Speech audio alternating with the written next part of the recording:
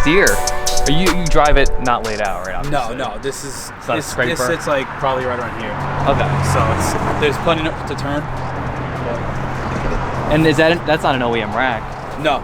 OEM is a steering box, which is on this side. Right. So you have to do a whole custom steering linkage that goes on that side of the frame down to the rack and pinion over there. And what rack is that? It's a Mustang rack, actually. Cool. Yeah, it comes with the front kit, which is pretty cool. Really cool. Yeah. I'm happy with it. I'll eventually do an LS, probably boosted. That looks cool like this. But for now, it works, you know what I mean? It does, but I want power. I want to make. Really? I want to make 500 plus in this thing easy, and I ain't doing that with a 350 that easy. So I know I came here late to the game, but me not being an old school muscle guy, you have to tell me and everybody else is gonna watch this video what's going on here. This is a '66 C10. It's got full custom rear framework done, 4-link suspension.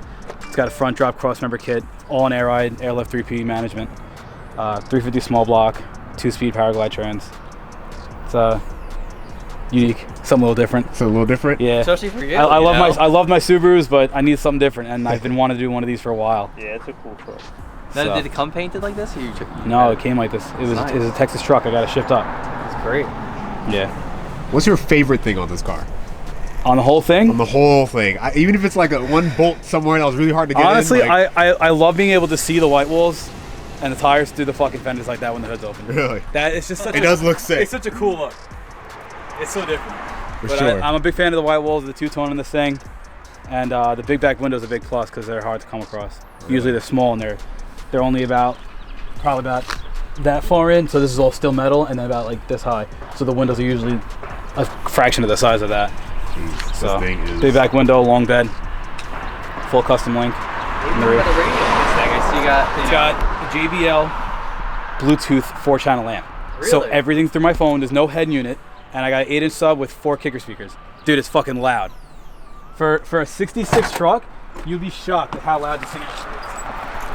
Oh, cool air freshener. Shameless plug, Visual Autowerks. Check it out. You know. No, that was mine. Oh, your treats? Yeah, pimpin'. Do I have another one for him? Yeah, I do. Hold on, let's get a zoom in on this. You know. Look, this. It's a scythe, right? It's a scythe. I wanted to. Check that out. That side. Shameless plug. The problem is I ran into it. They do cool things, obviously. Well, they sponsor our race car. We had the window vents for the Hell GD yeah. Super STIs, making new ones apparently for Tacomas and 4Runners. You know. Second gen C10s is flat. I kick back. The amp and the subs under the seat, and then I had the kick panel speakers with a dual. Okay, you can see the speakers in the diff right there.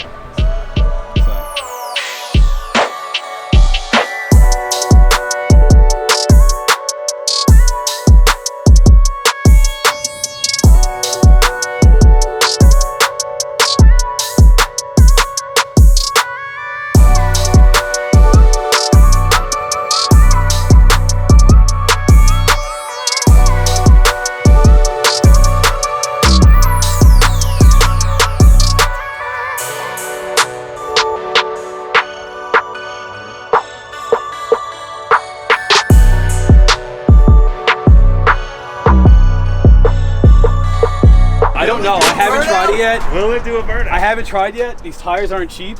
And the problem is I have to raise it up a little because it hits the fucking bed like just slightly. And I'll destroy the clearance sidewall. there is thinner than this. I'll destroy the tires. We'll take a rain check on the burnout. So, air it up and do a burnout?